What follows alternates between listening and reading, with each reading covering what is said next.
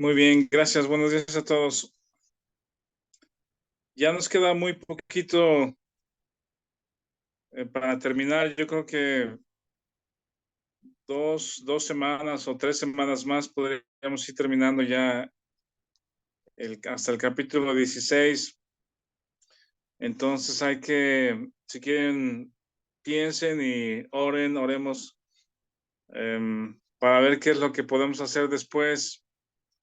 Si seguimos o dejamos una pausa o qué material podríamos estudiar cuando terminemos. Todavía en este capítulo 15, el tema es alrededor de la resurrección, ¿verdad?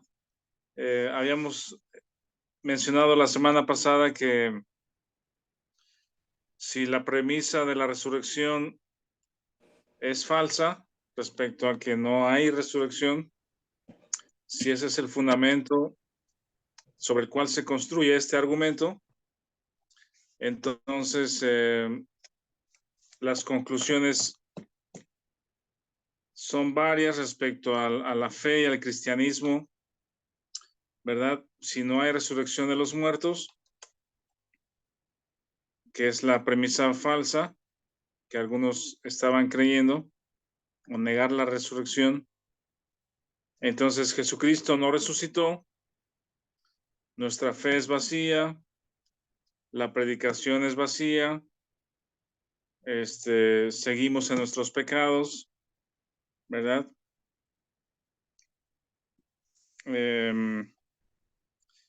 Y ya no hay más después de esta vida. Los que perecieron en Cristo, simplemente ya se terminó su vida. Entonces, al parecer este es como que uno de los argumentos o uno de los problemas fundamentales en la vida de los corintios. Ahorita vamos a ver algún otro de los argumentos que Pablo presenta como equivocados o cosas que los corintios estaban creyendo incorrectamente. Entonces, hablando acerca de la resurrección, también entendemos que es lo que impulsa el ministerio de Pablo. Vamos a tratar de verlo aquí en el versículo 31, 30 y 31 y 32, 30, 31 y 32. Dice, ¿y por qué nosotros peligramos a toda hora? Os aseguro, hermanos, por la gloria que de vosotros tengo en nuestro Señor Jesucristo, que cada día muero. Si como hombre batallé en Éfeso contra fieras, ¿qué me aprovecha? Si los muertos no resucitan, comamos y bebamos, porque mañana moriremos. Aquí Pablo está presentando esta otro tema que se deriva de si no hay resurrección, entonces todo lo que se ha sufrido o todo el sufrimiento, el peligro, el deseo de Pablo para compartir el evangelio, todo lo que él ha padecido en sus viajes o en algunos de sus viajes, persecución, cárcel, ¿verdad? Todo eso no tiene ningún sentido, sí, es en vano,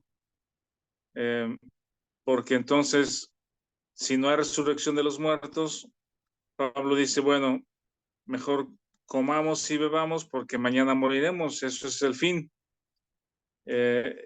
Entonces entendemos que la predicación de Pablo y el deseo o sí, el sufrimiento, la resistencia a los padecimientos, es debido a la resurrección de los muertos, ¿verdad? Porque hay una vida después de esta vida, hay una vida después de la vida. Entonces, actualmente también encontramos que la conducta de muchas personas está basada en que no hay resurrección de los muertos, que cuando se acaba esta vida física, todo se termina. Alguno que otro científico afirma que solo somos energía, ¿verdad?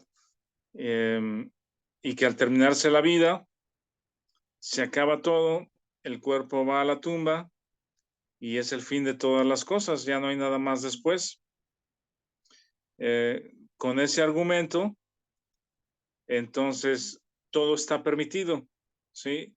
Es necesario entonces disfrutar la vida, sacarle el provecho, no hay nadie a quien darle cuentas, no hay nada después de la vida, y ese pensamiento entonces afecta directamente a la conducta de las personas, ¿verdad? Vamos ahí a Hechos 19, perdón, Hechos 19. Ese es el relato al que hace referencia Pablo aquí en el versículo 32. Dice, si como hombre batallé en Éfeso contra fieras, ¿qué me aprovecho?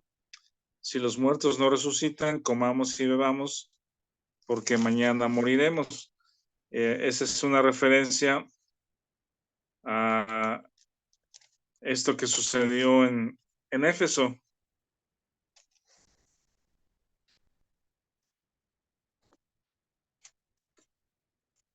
Por ejemplo, aquí algunos antecedentes que hemos visto es que, ya que estudiamos Hechos en alguna ocasión, comienza esta historia desde el versículo 18-22. Ahí el título se refiere al inicio del tercer viaje misionero de Pablo, ¿verdad? Después de estar, dice en el versículo 23, algún tiempo en Antioquía, salió recorriendo por orden la región de Galacia y de Frigia, confirmando a todos los discípulos. Ese es el inicio del tercer viaje misionero. Luego en el versículo 24 dice, llegó entonces a Éfeso un judío llamado Apolos. Esto es previo a la visita de Pablo. Hemos mencionado de Apolos, dice en el versículo 25, espíritu fervoroso, hablaba y enseñaba diligentemente, aunque solamente conocía el bautismo de Juan. Este es como que tenía un tope o la predicación de su evangelio, o más bien el contenido de su predicación, estaba limitada, ¿verdad? Había muchas cosas más que habían sucedido después de la predicación de Juan el Bautista, pero hasta donde él sabía y donde él conocía, Apolos predicaba. Luego dice en el 26, comenzó a hablar con denuedo en la sinagoga, pero cuando le oyeron Priscila y Aquila, le tomaron aparte y le expusieron más exactamente el camino de Dios. Ellos le actualizaron el mensaje y hemos comentado que algo interesante es que Apolos se ve una persona enseñable, ¿verdad? No es necio, sino está abierto a aprender. Dice más exactamente el camino de Dios. Luego, en el capítulo 19, dice, aconteció que entre tanto que Apolos estaba en Corinto, ven cómo Apolos salió de Éfeso y se fue a Corinto. Dice, Pablo después de recorrer las regiones superiores, vino a Éfeso hallando a ciertos discípulos. Y viene este tema de la pregunta si recibieron al Espíritu, y ellos contestan, ni siquiera hemos oído si hay Espíritu Santo. ¿Verdad? Esta falta de entrenamiento, de información o discipulado, ¿verdad? Del Evangelio completo o de la obra de Jesucristo, incluida la resurrección, el recibir al Espíritu Santo, lo desconocían en Éfeso. Y dice en el versículo 3, Pablo les pregunta, ¿en qué pues fuisteis bautizados? Ellos dijeron, en el bautismo de Juan. Y Pablo les actualiza.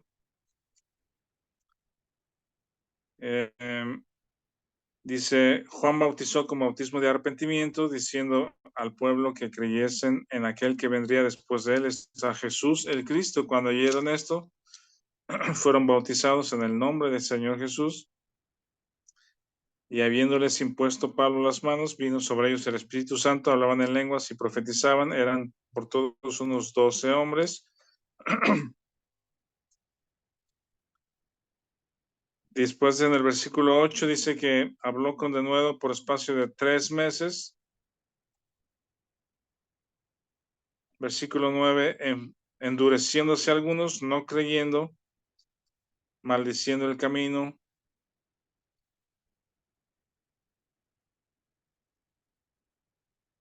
Luego en el versículo 10 dice que Pablo continuó por espacio de 2 años ahí en Éfeso, de manera que todos los que habitaban en Asia, judíos y griegos, oyeron la palabra. Éfeso era como una ciudad muy relevante,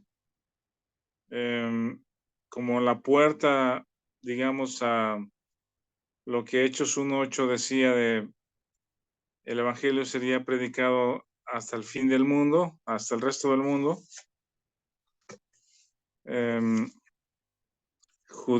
Jerusalén, Judea, Samaria y hasta el último de la tierra.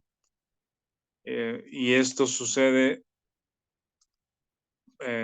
a partir de ahí de Éfeso, ¿no? Éfeso era como la puerta a ese mundo gentil. Bueno, entonces estuvo 2 años, quiero decir. Luego en el 19:13, vean toda esta mezcla de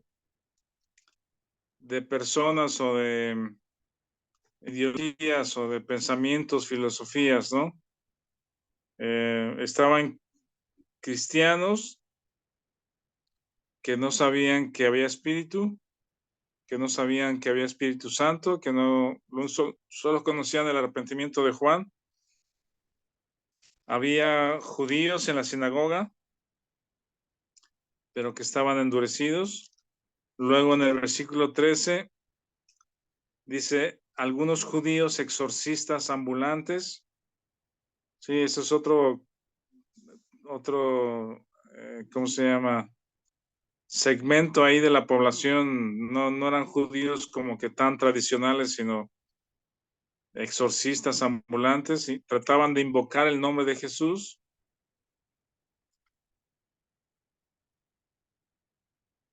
Luego el espíritu malo que ellos trataban de expulsar, dice, a Jesús conozco y sé quién es Pablo, pero quiénes son vosotros.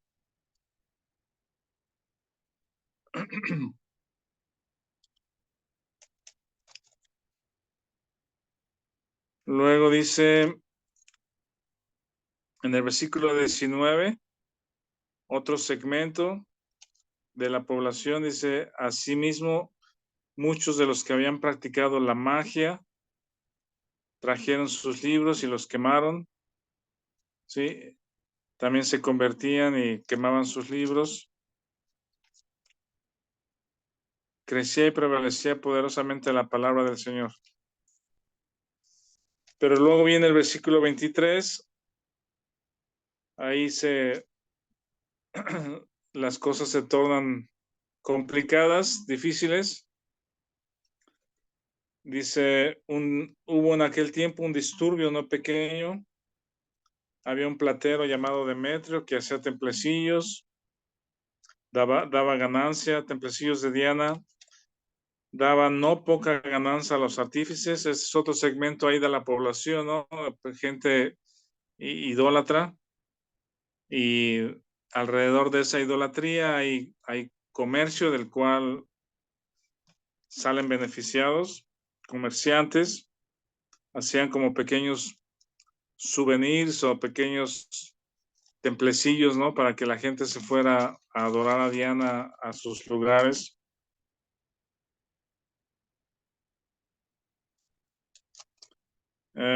Versículo 27. Dice, no solamente hay peligro de que nuestro negocio venga a desacreditarse, sino también el templo de la gran diosa Diana se ha estimado en nada. La ciudad se llenó de confusión en el versículo 29. Se lanzaron a una al teatro, arrebatando a Gayo y Aristarco, compañeros de Pablo. Queriendo Pablo salir al pueblo, los discípulos no lo dejaron. Unos gritaban una cosa y otros otra en el versículo 32. La concurrencia estaba confusa y los más no sabían por qué se habían reunido.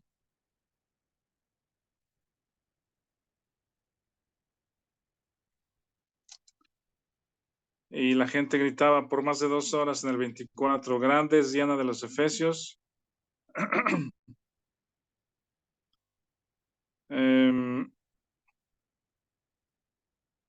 Tratan de apaciguar a la gente.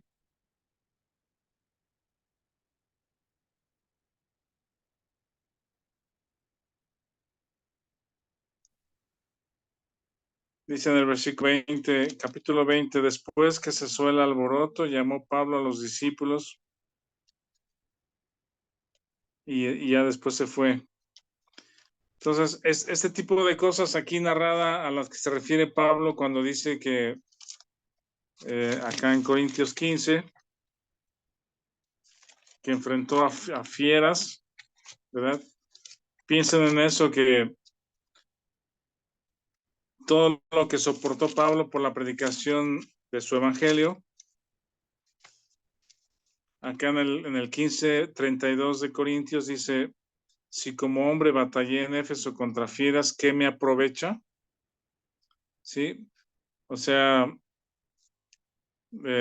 todo ese sufrimiento, alborotos, azotes que lo apedrearon, naufragios, cárcel, gente enojada.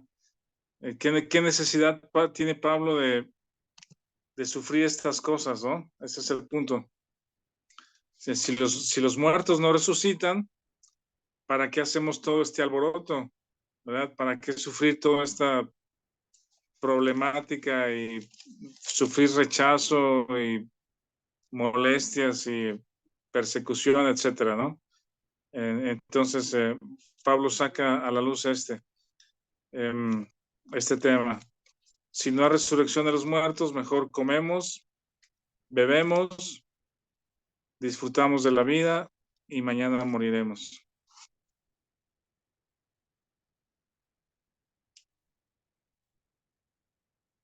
¿Hasta aquí alguien tiene algún comentario, alguna observación?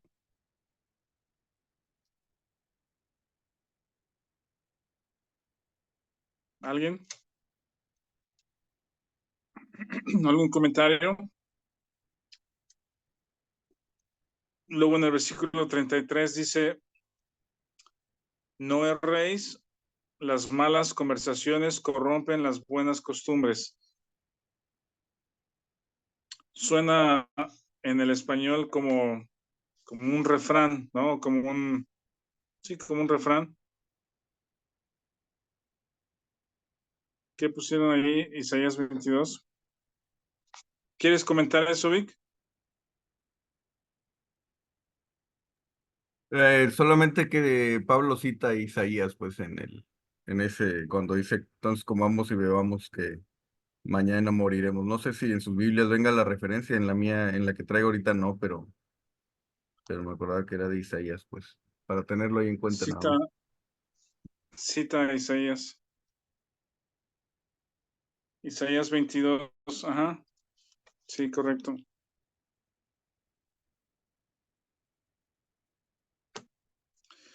Bueno, luego en el versículo 33, Pablo resalta esta importancia de, ¿cómo decirlo? Con quién pasas tiempo, con quién te juntas, quiénes son tus amigos cercanos, de quién estás escuchando eh,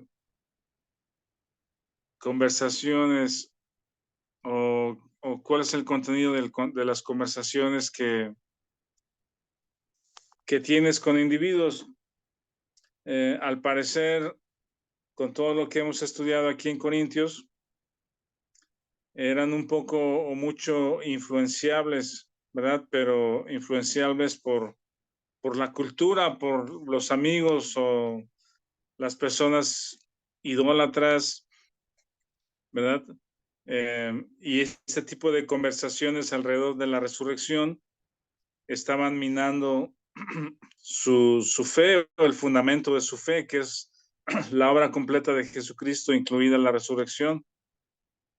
Y Pablo les recomienda, les dice que no se equivoquen, que no cometan error respecto a lo que escuchan, a lo que conversan, eh, porque uno se hace regularmente, eh, uno se hace al pensamiento este, de las personas con que uno anda, ¿sí?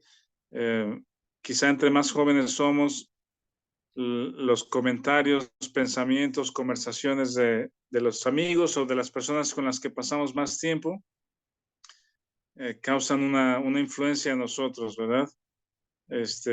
Aún como adultos, esto también aplica y Pablo les dice que las malas conversaciones corrompen las buenas costumbres. Luego siguen imperativos.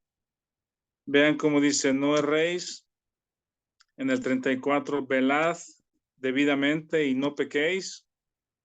Sí, está expresando imperativos que tengan cuidado, que estén alertas, que estén despiertos respecto a este tema. Y luego aquí vienen otro de los argumentos o de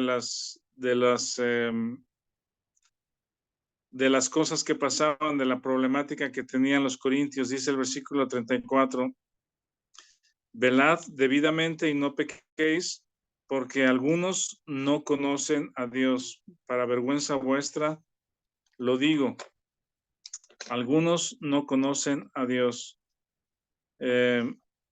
No podemos confiar en quien no conocemos, ¿verdad? Hemos comentado que el creyente que no estudia su Biblia, que no lee su Biblia regularmente, no puede conocer a Dios. El conocimiento de Dios no viene como que de la noche a la mañana en un sueño revelador, ¿no? ¿Cómo se llama? Que de pronto nos transforme a algún momento eh, donde Dios se revela a nosotros, ¿no? Eso no ocurre, es decir, eh, no ocurre si no es con la palabra, si no es con el estudio de la Biblia.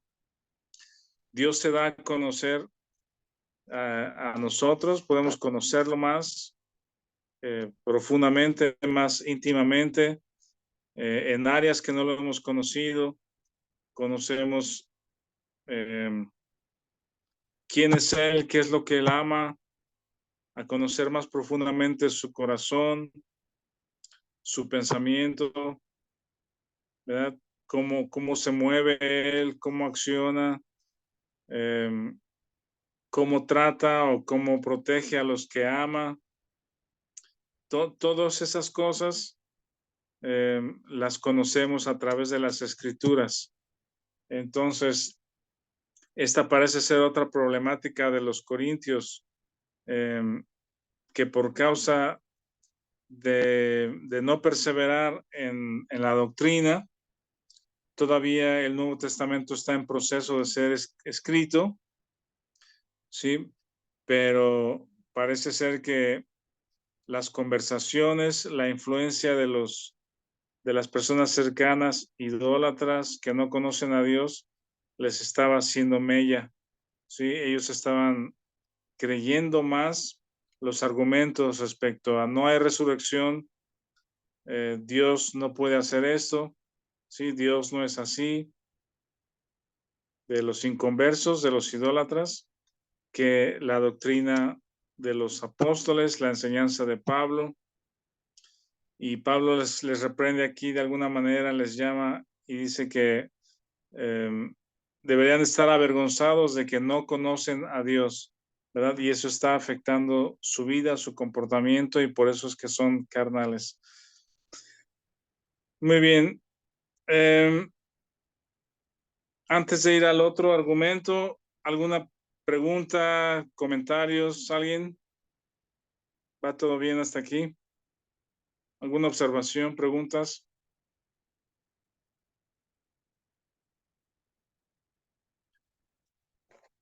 Bueno, seguimos entonces.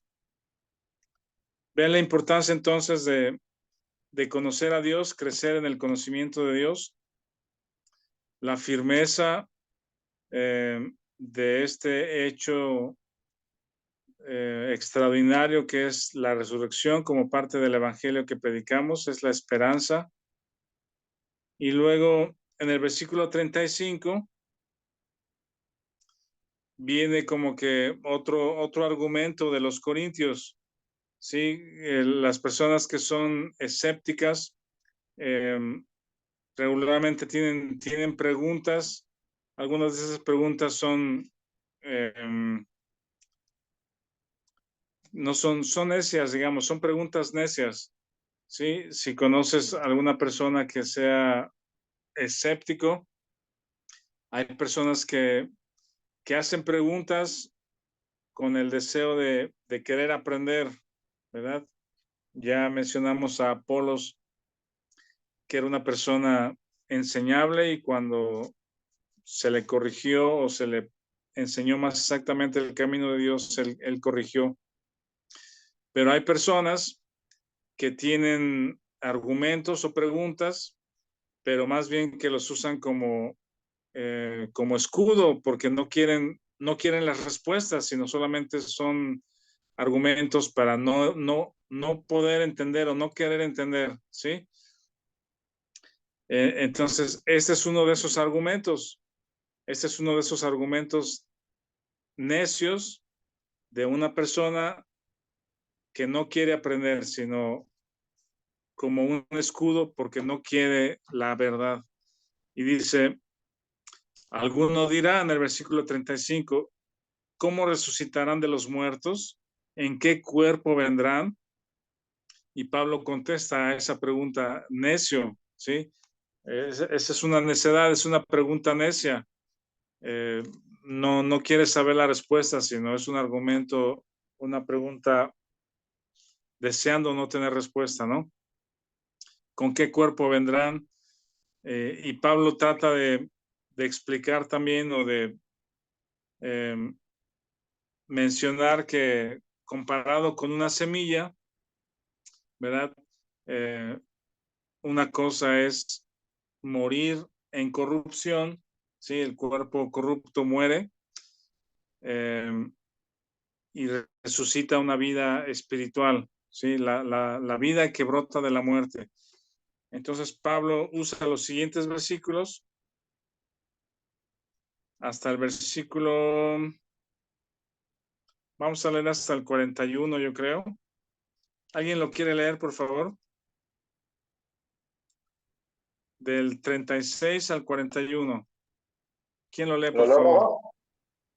Sí, por favor.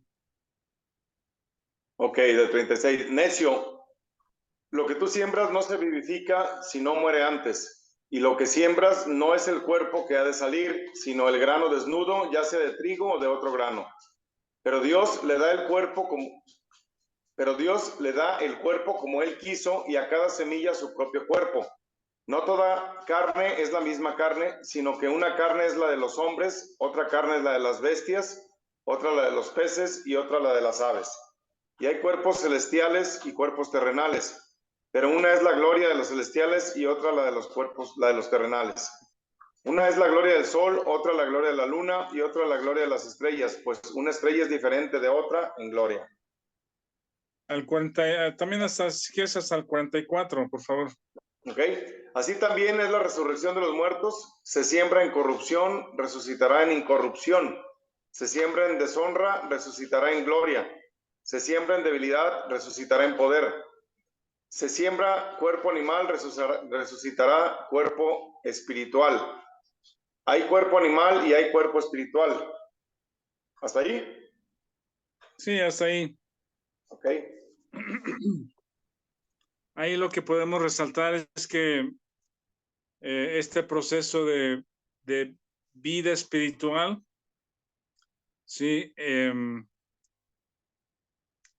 es lo que agrada a Dios, lo que Dios produce en la vida de los creyentes, de los mortales, ¿verdad? Que por nosotros mismos no podemos producir una vida que agrade a Dios si no es que hemos muerto primero. Esto tiene que ver con la doctrina de la identificación, que morimos juntamente con Cristo, ¿verdad? Jesucristo murió, fue sepultado y resucitó, y gracias a su resurrección es que nosotros podemos tener vida espiritual, la vida de Cristo en nosotros. Y aquí en el versículo 42 menciona esta resurrección, dice, si se siembra en corrupción, resucita en incorrupción, se siembra en deshonra, resucitará en gloria, se siembra en debilidad, resucitará en poder. Esa frase me gusta porque justamente es el poder de la vida de Cristo en nosotros. Se siembra cuerpo animal, en referencia al alma, animal, ánima, alma, un cuerpo con alma. Resucita el cuerpo espiritual. Luego, en los versículos 45 al 49, se va más a este comparativo de las dos fuentes de vida, ¿sí? A la cual en una morimos, a una de estas fuentes morimos, que es la de Adán, y resucitamos en la nueva fuente de vida, ¿sí? Aquí es donde, después de varios años de ser creyente, alguien me hizo la pregunta si sabía que Dios tenía dos Adanes, y no sabía. Pues mi respuesta es no. Quizá había leído alguna ocasión este texto, pero no sabía lo que significaba, ¿sí? Y es importante notar esto, lo que dice aquí, el primer Adán y el postrer Adán. A Jesucristo le llama el postrer Adán, y no hay tres, ni cuatro, ni cinco, solo es el primero y el postrero, ¿sí? Hablando de las dos fuentes de vida, las dos fuentes de vida. La primera es la vida de Adán. Perdón, ¿alguien tiene su micrófono prendido? La primera es la fuente de vida en Adán, en la cual todos nacemos físicamente, y tiene sus propias características de conducta. Es esa primera fuente, o esa fuente de Adán, de la cual todos venimos, de la cual todos nacemos físicamente. En Romanos 1 nos da sus características. Ya hemos mencionado Romanos 1. esa primera fuente de Adán. Dice, habiendo conocido a Dios, no le glorificaron como a Dios, profesando ser sabios, se hicieron necios, una mente reprobada, corazón entenebrecido, pasiones desordenadas. Y luego Romanos 1, estando atestado de, ¿sí? Ese es lo que brota de la fuente de Adán. Están atestados de toda injusticia, fornicación, perversidad, avaricia, malicia, envidia, homicidios, contiendas, engaños, malignidades, murmuradores, detractores, aborrecedores de Dios, injuriosos, soberbios, altivos, inventores de males, desobedientes a los padres, necios, desleales, sin afecto natural, implacables. Esta conducta brota de la naturaleza de Adán, ¿sí? De la fuente de Adán. Vamos a leer estos versículos que son del 45 al 49. ¿Alguien lo tiene para leer, por favor? 45 al 49. ¿Quién lo lee?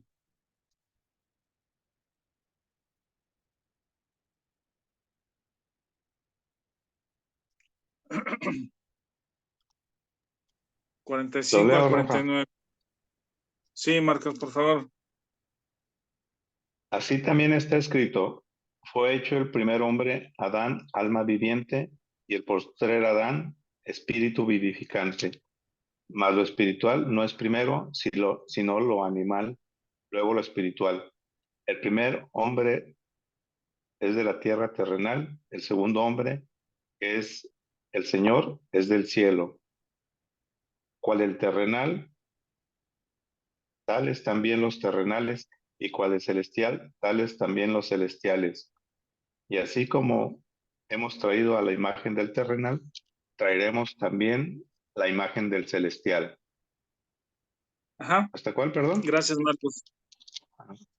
Esto fue Corintios 15, del 45 al 49.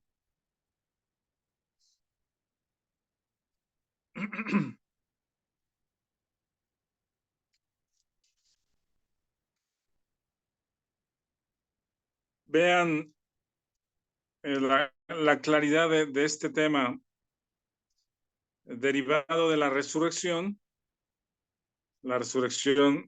de Jesucristo. Nosotros como creyentes podemos participar de esa resurrección, ¿sí? La predicación de Pablo tiene que ver con la resurrección de los muertos y el creyente siendo vivificado por la resurrección de Jesucristo.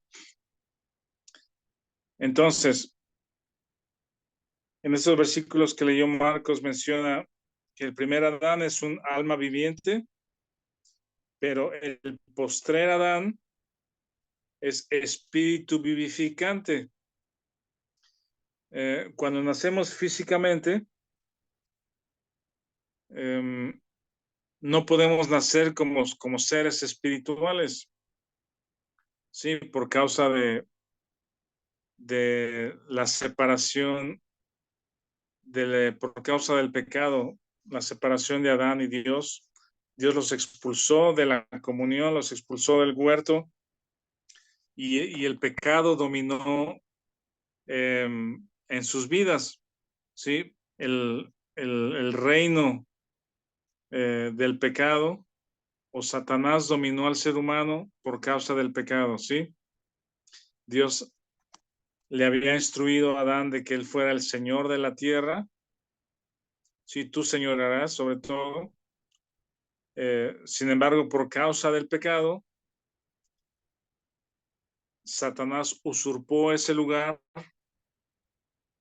que Dios le dio a Adán y ahora Satanás tomó el señorío, él es el príncipe de este mundo y dominó o sometió a Adán y a todos los descendientes de Adán bajo pecado y muerte, ¿sí? Ahora su conducta, la conducta del ser humano, está dominado por ese corazón perverso. Por más piadoso que pueda parecer o ser una persona, si no tiene vida espiritual en Cristo, es solamente vive basado en su alma, ¿sí? Lo que piensa, lo que siente, lo que quiere. Es la vida del alma. El nacido de Adán solamente vive en la vida del alma. Y la vida del alma es dominada por la naturaleza de pecado. Y entonces, hablando de sembrar en debilidad y resucitar en poder, ¿sí? O de morir para vivir, o de la vida que brota de la muerte, el creyente que escucha el evangelio entiende que Cristo murió por mí, pero también que yo morí con él, ¿sí? Participo en su muerte, y esa muerte tiene que ver con salir de la familia de Adán, ¿sí? Morir a la familia de Adán y resucitar o vivir, nacer en la nueva familia que es el postrer Adán, ¿sí? El primer Adán es alma viviente, pero el postrer Adán, Cristo, es espíritu vivificante. Solamente podemos ser vivificados o producir una vida espiritual solamente al nacer de nuevo a la familia de Dios. 46 dice, mas lo espiritual no es primero, sino lo animal, el alma primero, luego lo espiritual. El primer hombre, 47, Adán, es de la tierra, terrenal. Sí, recordamos que este cuerpo tiene los elementos de la tierra, fue tomado de la tierra, fue formado de la tierra. Dice, pero el segundo hombre, que es el Señor, es del cielo. 48, ¿cuál el terrenal? Tales también los terrenales. Pero ¿cuál el celestial? También los celestiales, tales también los celestiales. Así como hemos traído la imagen del terrenal, Romanos 1, traeremos también la imagen del celestial. ¿Sí? Entonces, vamos concluyendo o vamos entendiendo que estos problemas que sufrían o que padecían, que tenían los corintios, era producto de su carnalidad, ¿sí? Era producto de la ignorancia de la resurrección o el desprecio o menosprecio de la resurrección, la falta de conocimiento de Dios y vivir en la vida del alma, ¿sí? Si ellos habían nacido de nuevo, habían sido vivificados en Cristo, no estaban ellos considerándose muertos juntamente con Cristo.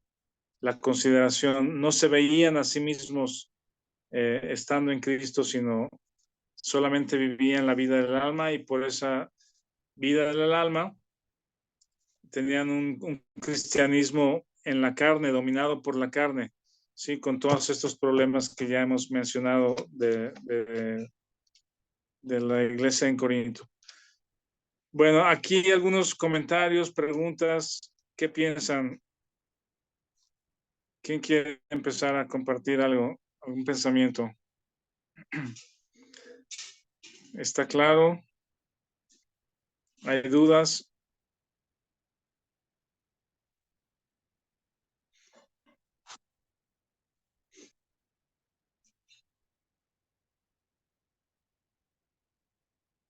¿Quién dice yo primero? Rafa.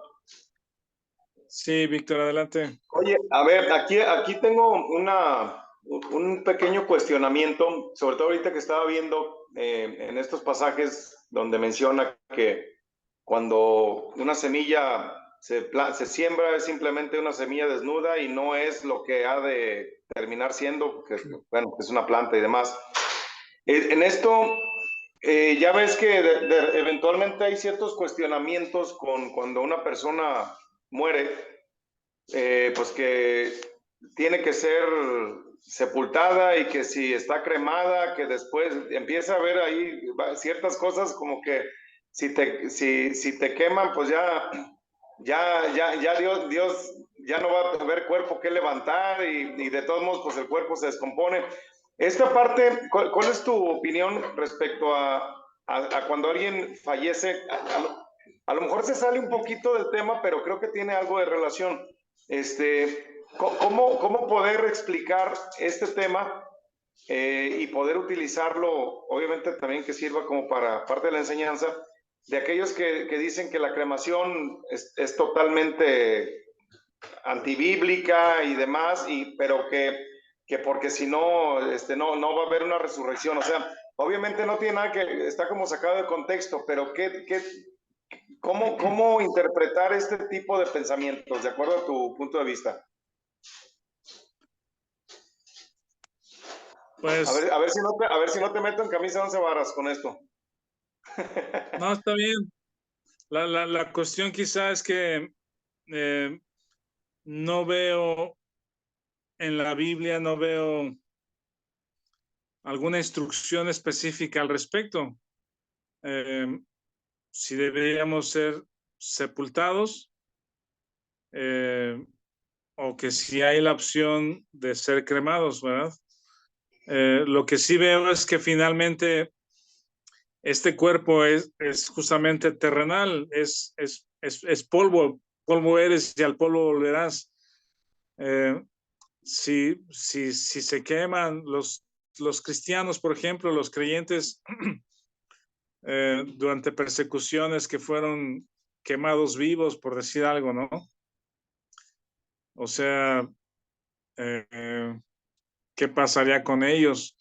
Entonces, yo creo que no hay alguna instrucción bíblica, algún principio que se viole si una persona es cremada. No veo esa necesidad, ¿cómo se dice? Sí, ¿no? O sea, que los creyentes tengamos que ser sepultados y que esté prohibida la cremación, por decirlo así, como que claramente, ¿no? Realmente no lo veo. Entonces, realmente no tendría algún argumento a favor o en contra, pero lo que sí es que este cuerpo es polvo, ya sea de una forma o de otra, aquí se va a quedar y Dios no tendría ningún problema para colectar las partes de este cuerpo en donde estén para volverlo a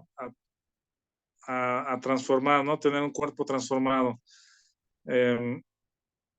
Sí, realmente no sabría cómo apoyar alguna cuestión así. Sí, aquí a lo mejor la parte donde en estos versículos anteriores donde se ve claramente que o sea, que la semilla pues no tiene nada que ver con la planta en su momento y o sea, es totalmente diferente, lo que se siembra es la semilla que está desnuda. Digo, a lo mejor como precisamente en días pasados tuve una conversación con una persona, obviamente no es creyente, es de una religión tradicional, y precisamente esa era una de las cosas que él sacaba a flote, ¿no? Entonces, más que nada por eso pues, me vino esta inquietud. Obviamente, a mí me queda claro que Dios puede recoger de donde sea y armar lo que Él quiera conforme a cualquier parte de nosotros, ¿no? Pero era más que nada como una duda y ver cómo poder ser utilizado como un argumento a veces lo hacen como argumentos de disuasión, ¿no? Lo que tú comentabas también hace rato, que hacen preguntas como para querer no hablar ya del tema y como salirse por la tangente y no escuchar a lo mejor algunas cosas, ¿no? Entonces iba Sí. más que nada por eso, Rafa, muchas gracias. Sí, no, ¿de qué, Víctor? Gracias. ¿Algún otro comentario, preguntas alrededor de estos temas? ¿Qué piensan hasta aquí?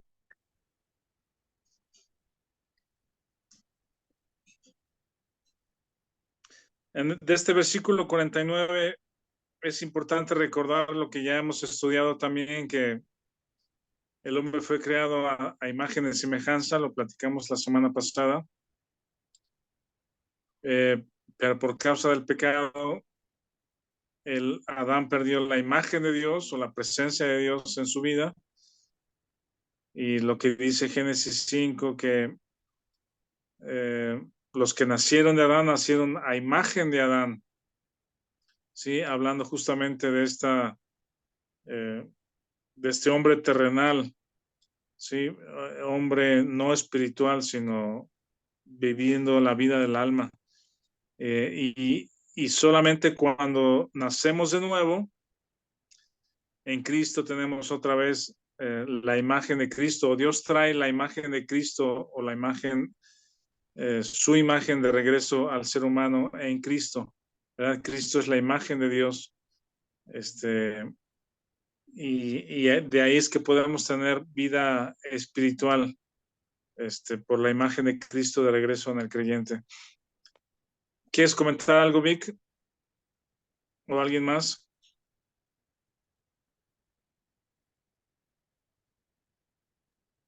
Sí, lo que pasa es que esta compu no tiene buen sonido, pues. ¿Sí se oye? No, ahí sí te oímos, sí. Ey, de repente entra el aire y ya lucha la voz con el aire. No, nada eso que lo que acabas de mencionar justamente, que es bien relevante, es muy relevante para el creyente entender esta verdad, pues que no somos hechos a la imagen de Dios por haber nacido fuera del huerto del Edén, que somos, como bien dijiste ahí en Génesis 5, del 1 al 3, donde hace una diferencia el escritor de Génesis, Moisés, que dice, en el principio, cuando Dios hizo al hombre, lo hizo a su imagen y semejanza.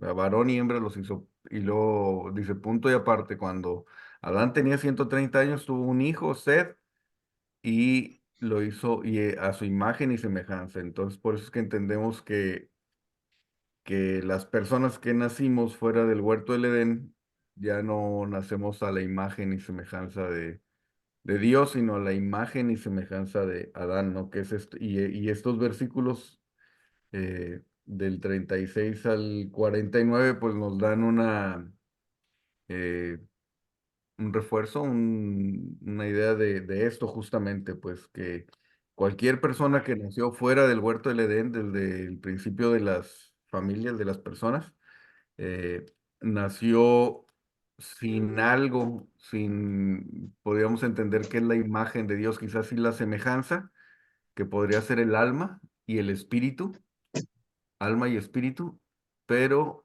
la imagen que sería Cristo o el Hijo o la segunda persona en la Trinidad no lo tenía, no nace separado, o sea, muerto espiritualmente, separado de Dios, y por eso las personas eh, que nacemos a la familia de Adán no nos podemos relacionar con Dios, porque no tenemos la imagen, no tenemos esa sombra o el Selem que hemos hablado, ¿no? De Dios, hasta que Dios nos rescata y nos da su imagen o el reflejo mismo de Dios, ¿verdad? Cuando una persona cree en el Evangelio, entonces ya se puede relacionar, no por ser pecador, sino porque estamos bautizados en Cristo. Estamos bautizados en la imagen de Dios, que Jesucristo es la imagen de Dios, como dice ahí en Colosenses 1:15, ¿no? Y otros versículos, ¿no? Y aquí lo vemos muy claro, pues entonces este versículo 49 cierra, creo que con broche de oro, pues diciendo, así como trajimos la imagen de Adán, pues vamos a traer la imagen de Cristo, ¿verdad? Esto, gracias. Sí, exactamente. Sí, muchas gracias, Vic. ¿Alguien más? ¿Algún otro comentario? Sí, pastor, Creo que, bueno, ahorita analizando lo que hemos estudiado, lo que nos permite la escritura es conocer nuestra propia identidad. O sea, yo como Miguel Ángel, identificar que tengo un cuerpo que nació de Adán, tengo una característica adánica y también tengo la cuestión espiritual, que son dos cosas que van a vivir a través de mí durante todo este tiempo, y la escritura nos va a ir hablando tal vez a cada una de nuestras, ¿cómo le llamaban? Nuestras características, ya sea en el terreno espiritual o en la carne que vivimos aún, ¿no? Creo que nos permite poder aprender de la escritura a través de identificarnos nosotros mismos en la condición que estamos. Sí, sí, esto es muy relevante porque vean cómo Pablo va argumentando. Luego podríamos hacer como que un repaso, pero al inicio de la carta dijimos, Pablo le está escribiendo a la iglesia de Dios, ¿verdad? No los menosprecia ni los ofende, sino dice, es la iglesia, los santificados a los que Dios llamó. Y esa iglesia está padeciendo carnalidad, inmoralidad, divisiones, pleitos, ¿verdad? Están padeciendo por causa de la carnalidad. Entonces, una lección muy importante es de que Pablo les está escribiendo, sí, con paciencia, con amor, les da instrucción, contesta a sus preguntas o a sus dudas, pero los va encaminando hacia la raíz del problema, ¿verdad? La raíz del problema justamente es que están ignorando verdades verdades que les van a producir una vida espiritual, verdades que va a darles un fruto espiritual en sus vidas y que no están gozando de ese fruto. Entonces, esto es bien importante porque en las iglesias o desde los púlpitos, ¿qué estamos enseñando a las iglesias? ¿Qué enseñan los predicadores o los pastores a las iglesias? Solo consejos de vida, ¿sí?